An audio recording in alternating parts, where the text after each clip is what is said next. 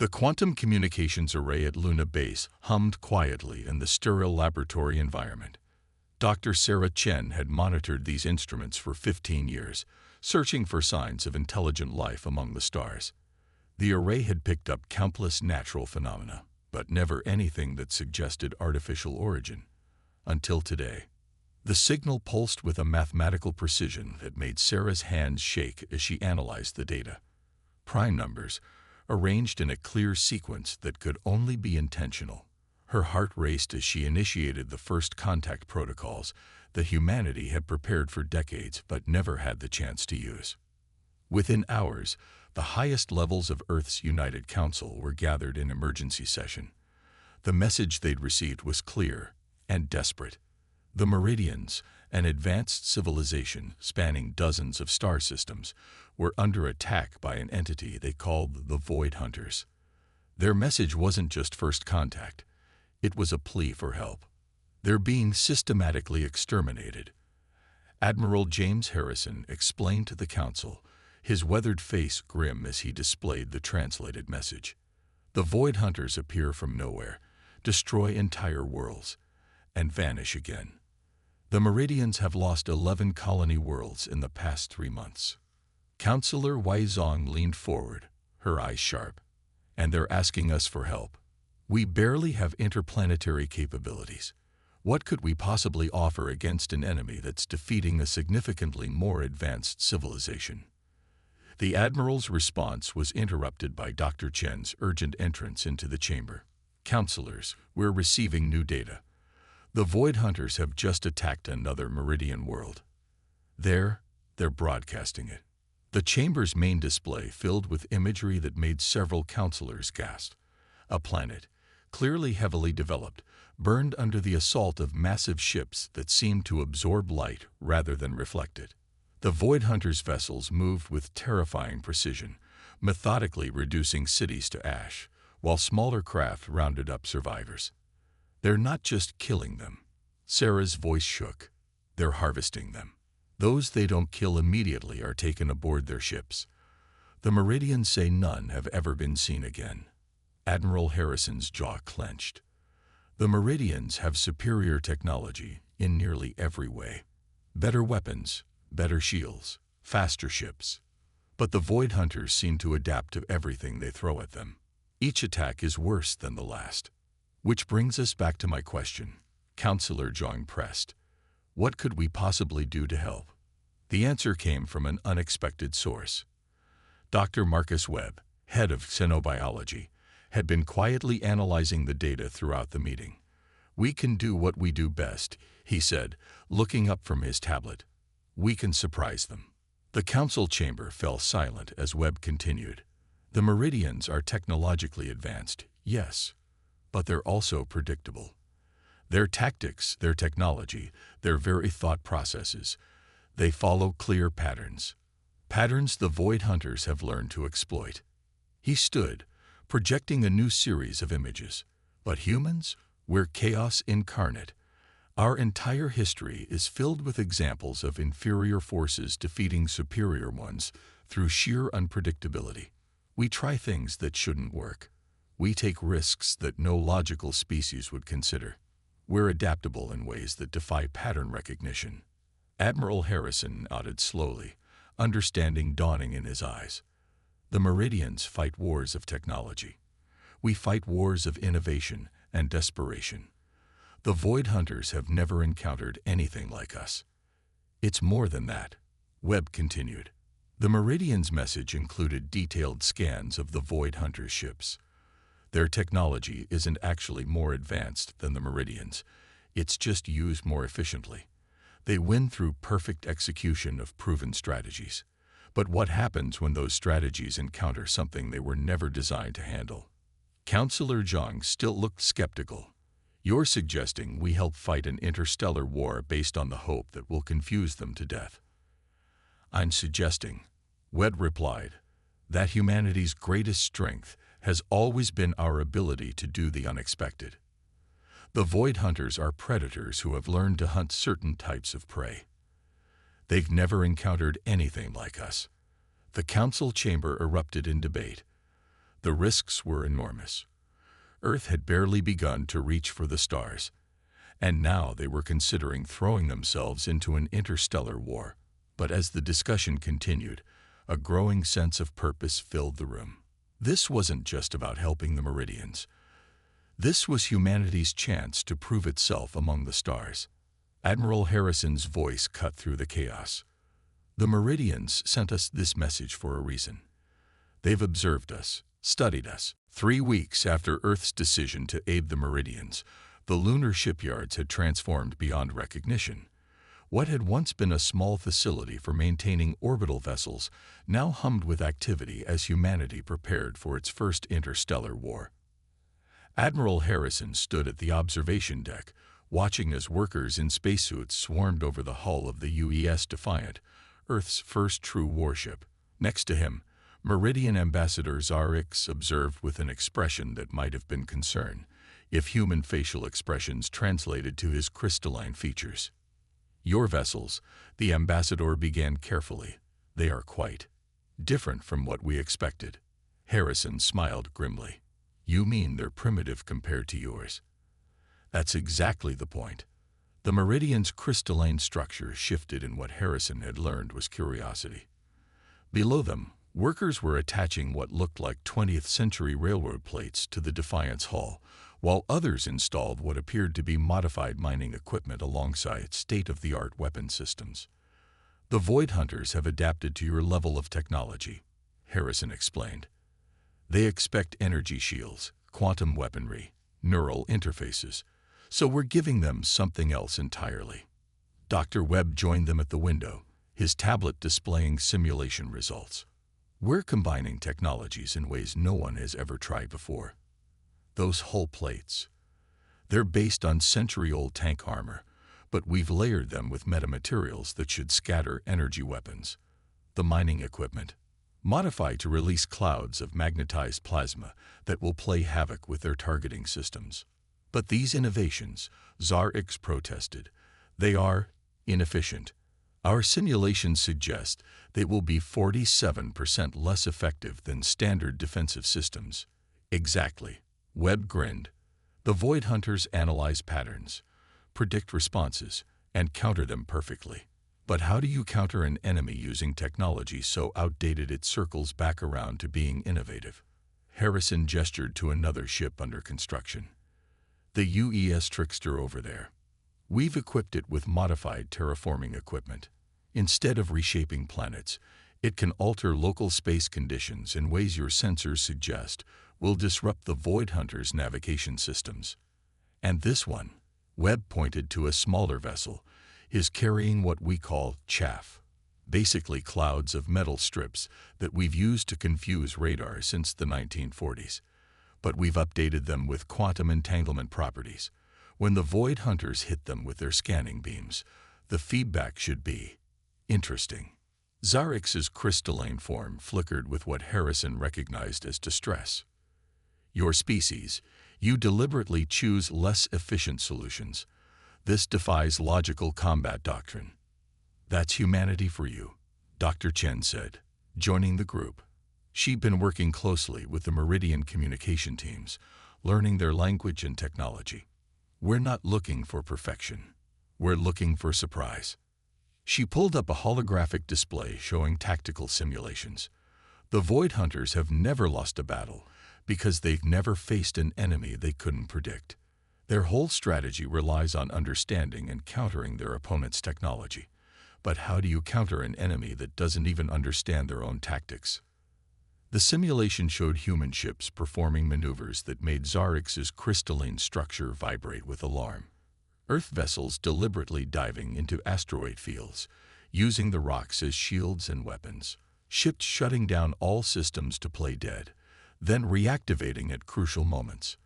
Vessels that appeared to be crippled suddenly releasing clouds of self-replicating nanites that could eat through hull plating. Your people, Zarix observed, they volunteer for these missions knowing the risks, knowing they will face an enemy that has never been defeated. Harrison's expression softened. We had more volunteers than we could accept. Humanity has always dreamed of reaching the stars, of proving ourselves among advanced civilizations. Now we have that chance. And more importantly, Chen added, we have a chance to help. Your people are being hunted, Ambassador. Humanity has never been able to stand by and watch that happen without trying to intervene. Below them, the shipyard continued its frenzied activity.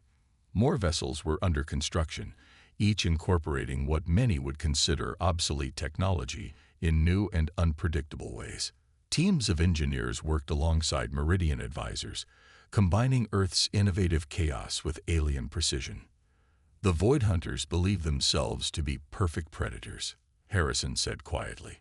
But Earth evolved its own predators. We know from our own history that the perfect hunter can be defeated by prey that refuses to follow the rules of the hunt. Zarix turned his crystalline gaze to the Admiral. And these ships, this technology, you believe it will be enough? Honestly, we don't know, Harrison admitted. But humanity has a long history of achieving the impossible simply because we didn't know it was supposed to be impossible. The Void Hunters are about to learn that sometimes the most dangerous enemy isn't the most advanced one. It's the one crazy enough to try what no one else would dare. As if to emphasize his point, a test firing from one of the ships lit up the lunar sky. A combination of plasma weapons and what appeared to be modified mining lasers, creating patterns that no conventional targeting system would be able to predict or counter. The Meridian ambassador watched in silence for a long moment before his crystalline form shifted to what the humans had learned was their equivalent of acceptance. Perhaps, he said finally, this is why our analysts suggested contacting Earth. We needed something the Void Hunters could not predict. It seems we have found it in abundance. The first battle came sooner than anyone expected. The Void Hunters attacked the Meridian colony of New Haven, clearly not expecting to find Earth ships waiting in ambush. Captain Maya Rodriguez watched from the bridge of the UES Trickster as the massive black ships emerged from hyperspace, their surfaces seeming to drink in the light of the system's twin suns. Remember the plan, she said calmly, though her heart was racing. Let them think they've spotted us first. Make our retreat look panicked. The Trickster and its sister ships executed a clumsy-looking withdrawal, appearing to flee in disarray. The Void Hunters, detecting what seemed to be primitive vessels, moved to pursue exactly as predicted. Their massive ships accelerated, weapons charging, no doubt expecting easy prey. They're scanning us, Lieutenant Park reported from his station. Getting lots of attention on our obvious weapon systems, and completely ignoring the modified mining equipment. Maya allowed herself a small smile. Just like we hoped. All ships, execute Operation Honeypot. The fleeing Earth vessels suddenly split apart, their seemingly random movement actually a carefully choreographed dance. The Void Hunter ships followed, spreading out to engage what they perceived as easy targets. That's when the trap was sprung. The modified mining equipment that the enemy had dismissed as primitive technology suddenly activated. Beams that were designed to crack asteroids now fired in precise patterns, not at the Void Hunter ships, but at carefully calculated points in space around them. The energy interacted with previously seeded quantum particles, creating a cascade of spatial distortions. The effect was immediate and devastating. The Void Hunters' advanced navigation systems, unable to cope with the chaotic space-time fluctuations, began to fail. Their perfect formation dissolved into confusion as their ships struggled to maintain position. Now, Maya ordered, all ships, commence attack pattern Delta. Earth's vessels turned to attack, but not in any way the Void Hunters could have anticipated. Some ships deliberately powered down, looking like dead hulks, only to surge back to life when enemy vessels passed nearby. Others released clouds of what appeared to be simple metal chaff, but which had been engineered to interact with the Void Hunters' energy weapons in devastating ways. The UES Defiant, under Captain Sarah Chen's command, demonstrated why humanity's primitive approach was so effective. When a Void Hunter vessel fired its advanced energy weapons, instead of trying to block or deflect the beam with shields, the Defiant's layered armor absorbed and channeled it through its modified hull plates. The energy was redirected back at the enemy in a scattered pattern that their precise targeting systems couldn't track. "They're trying to adapt," Park reported, excitement in his voice. "Their weapons are modulating, attempting to find patterns in our defense." "That's their weakness," Maya replied. "They're looking for patterns that don't exist. Each of our ships is fighting differently, using technologies they've cobbled together in unique ways. There is no pattern to find." The battle continued, and the Void Hunters' initial confidence turned to confusion, then to something that looked remarkably like fear. Their perfect formations broke down completely as each ship encountered different, unpredictable challenges. A vessel that successfully countered one Earth ship's tactics found those same countermeasures worse than useless against the next. The modified terraforming equipment on the Trickster proved particularly effective. Originally designed to reshape planetary environments, it now reshaped local space in ways that played havoc with the Void Hunters' sophisticated sensors. Their ships found themselves fighting blind, unable to trust their own readings. "Captain," Park called, "metal at relativistic speeds." "They built their defenses to handle the most advanced weapons in the galaxy," Webb explained. "They never considered that someone would attack them with technology they considered obsolete. It's like teaching an AI to play chess, then suddenly changing to checkers mid-game." Commander Tanaka took over the briefing, showing tactical overlays of recent battles. "We've identified 3 key weaknesses in their psychology. First, they cannot handle multiple contradictory threats simultaneously. Their perfect analytical minds try to find patterns where none exist, driving their tactical systems into feedback loops." The display showed a recent battle where Earth ships had deployed what looked like space debris, but was actually a complex web of sensors and small explosives. The Void Hunters' attempts to analyze and counter the threat had left them vulnerable to conventional attacks from unexpected directions. Second, Tanaka continued, they have a critical vulnerability to information warfare. Not traditional cyber attacks. Their systems are too advanced for that. But when we feed them data that deliberately makes no sense, their desire to find patterns in it becomes self-destructive. Harrison stepped in. And third, perhaps most importantly, they've lost their confidence. The Void Hunters built their society on the belief that they were the galaxy's perfect predators. Now that we've proven that false, they're experiencing something akin to an existential crisis. The Meridian High Commander's crystalline structure shifted in what the humans had learned was their equivalent of amazement. In all our centuries of warfare against them, we never considered attacking their psychological foundations.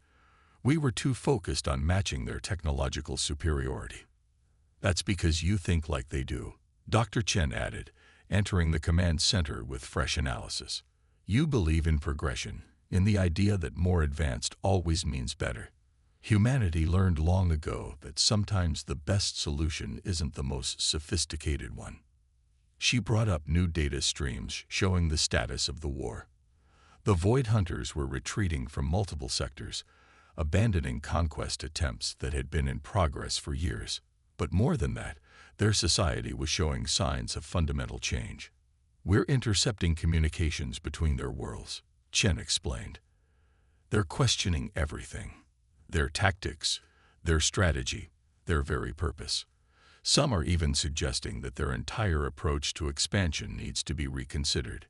Harrison allowed himself a small smile.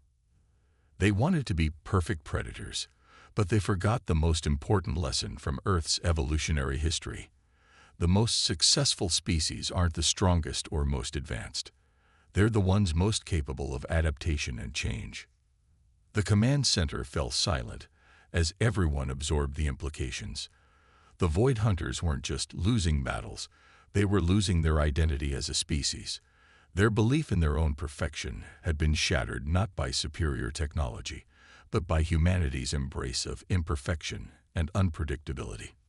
"We've received a transmission," Chen suddenly announced, her eyes widening as she read the data. It's from the Void Hunter High Command. They're requesting a dialogue." The room erupted in surprised murmurs. The Void Hunters had never negotiated, never shown any interest in diplomacy. They had always simply taken what they wanted, confident in their superiority. "What exactly are they proposing?" Harrison asked. Chen's voice was steady but filled with wonder. "They want to learn from us. Not our technology. They want to understand how we think, how we fight, how we survive. They're saying that any species that could defeat them must have something valuable to teach." The Meridian High Commander's crystalline form pulsed with unprecedented colors. "In all our history, no one has ever received such a request from the Void Hunters. You haven't just defeated them in battle, you've fundamentally changed their civilization." Harrison looked around the command center, at the combined forces of humanity and the Meridians, at the display showing the retreating Void Hunter fleets. "Maybe that's the greatest victory we could have achieved," he said quietly. "Not destroying them, but showing them a better way to exist in the galaxy." The war wasn't over, but its nature had fundamentally changed. The Void Hunters were learning what humanity had known all along, that true strength lies not in perfection, but in the ability to embrace chaos, adapt to change, and learn from those you once considered beneath you. 1 year after the Void Hunters' request for dialogue, the galaxy had changed in ways no one could have predicted. The great hall of the newly established Galactic Concordat hummed with activity as representatives from dozens of species gathered for the historic "Out." They're trying to signal their other forces, standard quantum communication. Maya's grin turned predatory. "Perfect. Signal the Meridian ships. Time for Phase 2. The Meridian vessels, which had been holding back, now engaged with their superior technology. But instead of fighting in their usual precise, predictable patterns, they had learned from their human allies. They used their advanced weapons in chaotic, unpredictable ways that the Void Hunters had never encountered from them before. The combination proved devastating. The Void Hunters found themselves caught between human unpredictability and Meridian power, unable to form an effective response to either. Their attempts to retreat were cut off by more Earth ships emerging from hiding, using modified stealth technology that the enemy's sensors had dismissed as too primitive to be a threat. "They're breaking," Park announced. "Multiple ships attempting emergency jumps, but the spatial distortions are affecting their drive systems." Maya watched as the mighty Void Hunter fleet, which had never known defeat, began to disintegrate. Some ships managed to escape, but others were trapped, their perfect systems unable to cope with the deliberately imperfect chaos humanity had introduced into the battle. When it was over, the space around New Haven was littered with the debris of Void Hunter vessels. The remaining ships had fled, leaving behind the first defeat their species had ever experienced. The cost hadn't been small. Several Earth ships were heavily damaged, and 2 had been destroyed. But they had proven that humanity's unique approach to warfare could succeed where advanced technology alone had failed. As Maya surveyed the aftermath, she received a transmission from the Meridian command ship. The crystalline face of their admiral appeared on her screen, its structure shifting, and what she had learned was their expression of amazement.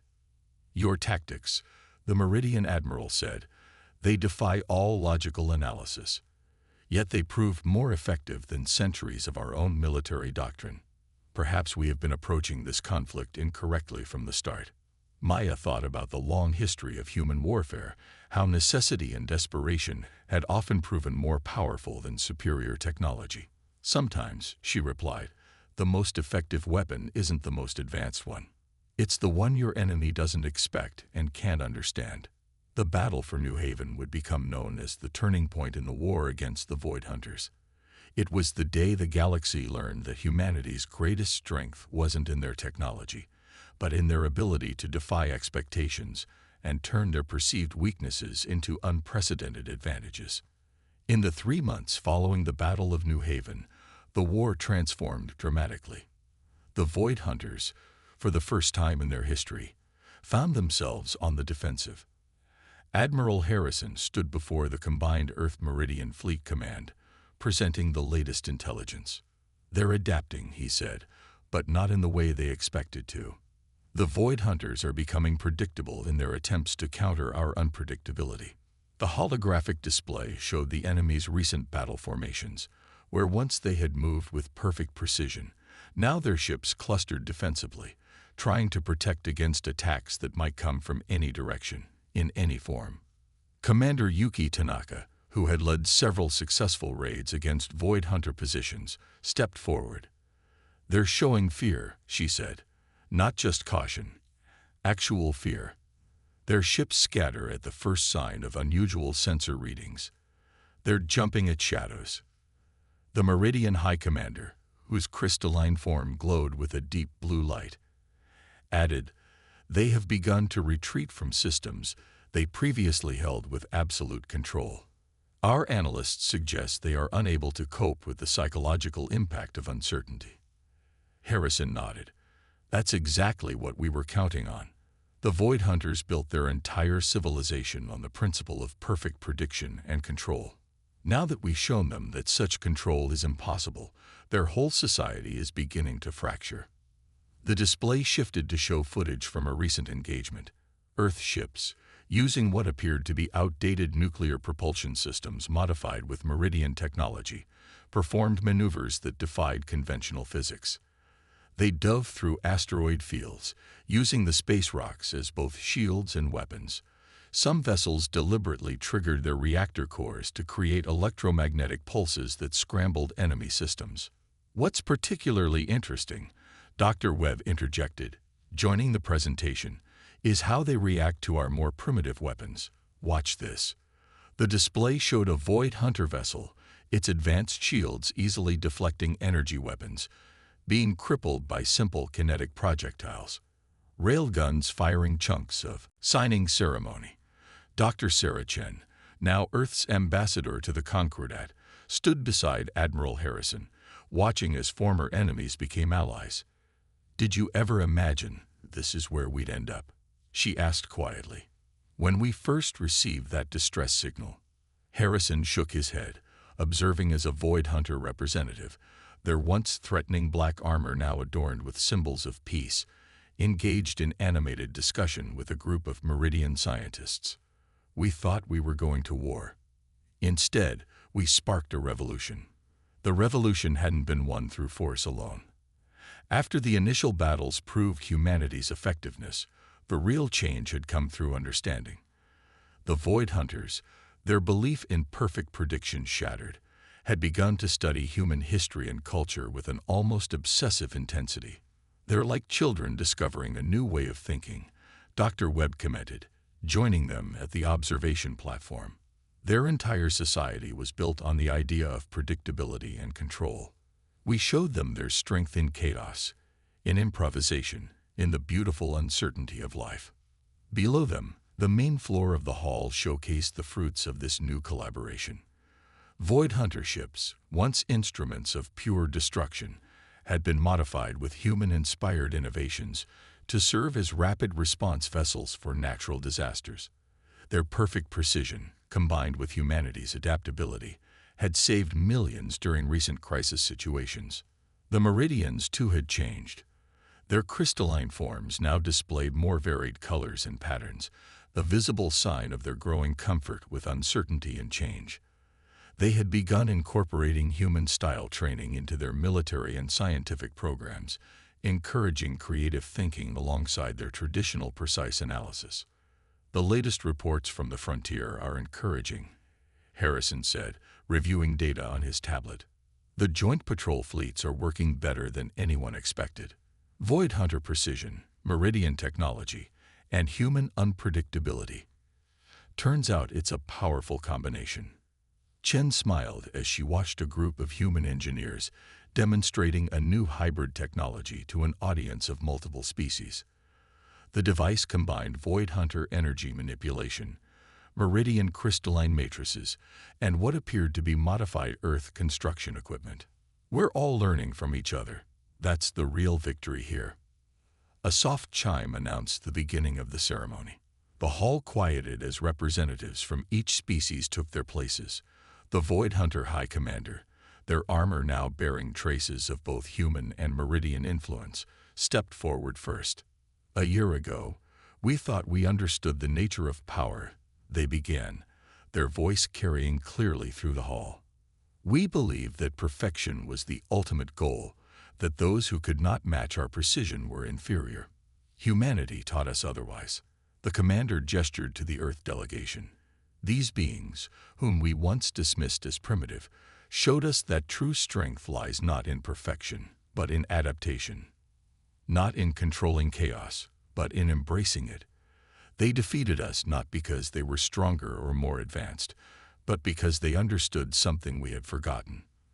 The power of innovation, of unpredictability, of doing the impossible simply because no one told them they couldn't. The Meridian High Commander stepped forward next, their crystalline form shimmering with new patterns. When we sent that distress signal to Earth, we hoped for allies in our fight. Instead, we found teachers. Humanity showed us that technological advancement alone is not enough. It is the spirit behind the technology that matters most. Harrison whispered to Chen, "Did you ever think you'd see a void hunter praising unpredictability?" She shook her head, smiling. "They're still struggling with it. Yesterday, I saw one of their tactical officers having what looked like an existential crisis over a game of rock, paper, scissors." The signing ceremony proceeded, each species adding their mark to the historic document. The Galactic Concordat wasn't just a peace treaty. It was a framework for cooperation, for sharing knowledge and resources, for combining the strengths of each species in new and unexpected ways. As Earth's representative, Chen stepped forward to add humanity's signature. She couldn't help but reflect on how far they'd come. Humanity had reached for the stars hoping to prove themselves among advanced civilizations. Instead, they had shown the galaxy a new way forward. The ceremony concluded with the unveiling of the Concordat's new emblem. A complex design that incorporated elements from all member species. At its center was a simple Earth symbol, a phoenix rising from chaos, representing the power of adaptation and renewal. "So what's next?" Webb asked as they watched the celebrations begin. "Now that we've helped create galactic peace, what do we do for an encore?" Harrison gestured to the stars visible through the hall's massive viewport. "There's still so much out there to explore, so many mysteries to solve. But now we'll face them together, combining each species' strengths in ways no one could have predicted." "And that's the real lesson, isn't it?" Chen said softly. "The galaxy didn't need perfect predators or advanced technology. It needed something that all of us, working together, could become: adapters, innovators, explorers." As the celebration continued around them, the representatives of Earth watched their former enemies become allies, their primitive technology combined with advanced science in new ways, and their chaotic human nature helped guide the galaxy toward an uncertain but promising future. The distress signal that had started it all still echoed in Chen's memory. The Meridians had called for help, hoping to find allies against an unbeatable enemy. Instead, they had found something far more valuable: teachers who showed them that sometimes the greatest strength lies not in being perfect, but in being perfectly unpredictable. The end.